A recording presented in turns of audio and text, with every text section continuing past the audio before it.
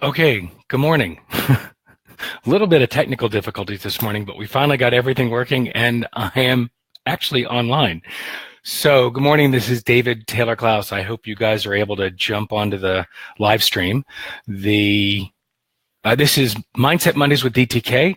This is the 5th episode in a year-long series of weekly live broadcasts designed to allow growth-oriented mindset folk, or folks who wish to be, to learn more about the power of mindset and how we can shift our lives by taking control of our mindset. So with that said, the playground today is working with actually a quote from Teddy Roosevelt. And the quote is, here, let's pull it up because I can. The quote today is, comparison is the thief of joy. So this was sort of an epiphany for me, and I've brought this to clients a ton because I realized that we have this tendency, and God knows I wish I knew where it came from. We've got this tendency to compare our beginnings to somebody else's middle. Many of you know that I've got a daughter who's involved in film and television, and I started thinking about her in relationship to this quote, the idea that comparing your beginning to somebody else's middle. If Bex had started off and at the beginning of her career, which is hard enough to get something like that rolling, started comparing herself to Helen Mirren or Meryl Streep, how functional would that have been? How demoralizing would that have been? And whether it's somebody who's at their level or anybody else in the pantheon of actors and actresses out there, to compare yourself at the beginning of your journey to somebody who's farther along in theirs, more practical.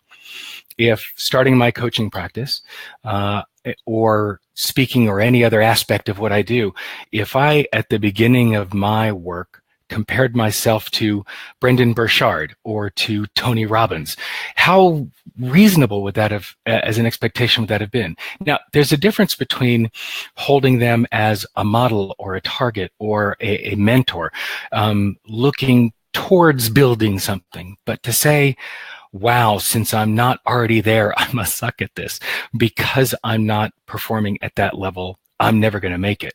The idea of comparing myself to anyone else, let alone anybody farther along in their arc, is unreasonable. The only thing I can reasonably compare myself to is to, have I done my best?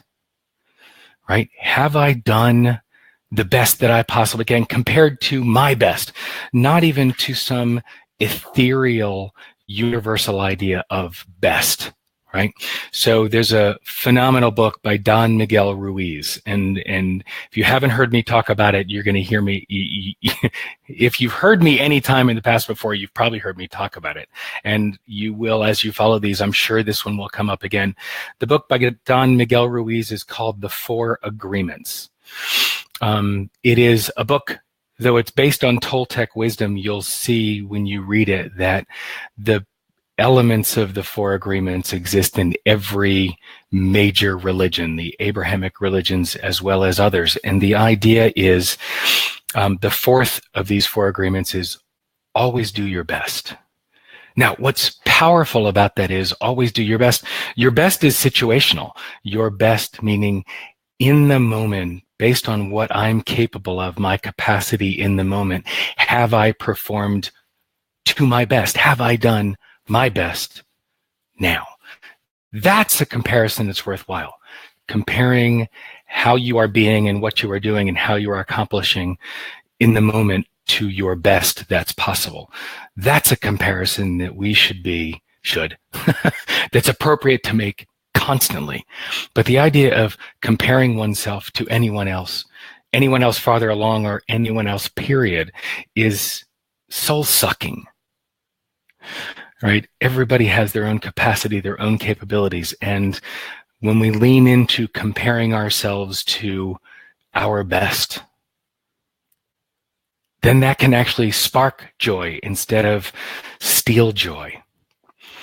So as I roll through this, and I'm really charged by this one because I spent a great deal of time, and I still even lapse back into it. I lapse back into comparing myself to others, or even worse, comparing myself to where I should be, right? After X number of minutes doing this or X number of years doing this, I should be here, right? And that's not rational. That's not fair. It's not reasonable, right?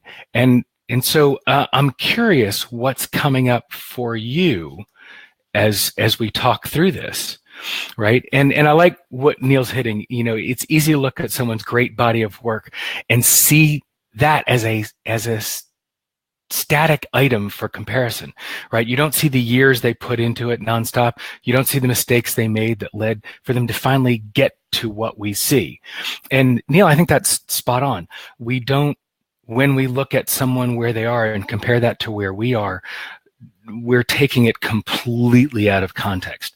What it's taken for them to get where they are is got to compare that to where we are and what we've done to get there, right? And so for me, I always go back to, am I comparing myself to something that is comparable, something that's relevant, something that's rational? And again, the only thing that I can compare myself to that's a fair comparison is, am I doing my best? Have I done my best? Hi, Tom. So Tom Imai has chimed in. And Tom, you know, you're somebody who I'm going to want to have like pipe in live on these broadcasts. Oh, by the way, heads up. One of the things that'll be coming in these broadcasts is bringing other folks in with me to keep the conversation live. And what I like about how Tom looks at leadership is very much about where that personal best shows up and constantly trying to elevate, right? Right. All right. Thanks, Bill. You know, bringing back the old Army slogan, be the best that you can be. So I think but that really is, be the best that you're capable of being in that moment. It's got to be a fair and reasonable comparison. I think, you know, what I'd offer is, you know, the opportunity for you as you move forward today and as you roll forward this week is, what are you comparing yourself to? No, I'd love to say nobody compared themselves to anything yet, but that's not realistic. That's part of the natural drive that we have, is to compare ourselves. The SCARF model talks about, and I can post a link to more of that, talks about the first thing that we check constantly is the S in SCARF is status. So where do we rank? Now, whether that's a relevant comparison or not, that's what we're wired to look at. So what is my status? What am I comparing myself against? And as you go through this week, what will you use as your comparison, as your marker? What will you hold yourself up against? So what will you commit to doing this week? Right? What will you choose to compare yourself to? How will you react when you notice yourself comparing? Right? So I encourage you all to read the book by Don Miguel Ruiz called The 4 Agreements, and I can post a link for that in the Facebook group or the comments on this post, because it's the opportunity to play with those 4 agreements and see how your life can shift. This quote really dives into that 4th agreement, right? So until next week, and we'll make sure that, fingers crossed, all the technology is working next week. Sorry for the late start today. Thankfully, you're able to see this on a replay on the Facebook page. So again, come to facebook.com/groups/Mindset Mondays, and please sign up for the group. Join the group. You'll see all the replays posted there. You can also access the information on DTK Coaching/MM. So I can post that because I have the technology. DTKcoaching.com/MM. So at any point, you can catch the past episodes there, a link to the Facebook group. Would love to have you join the conversation and be part of it.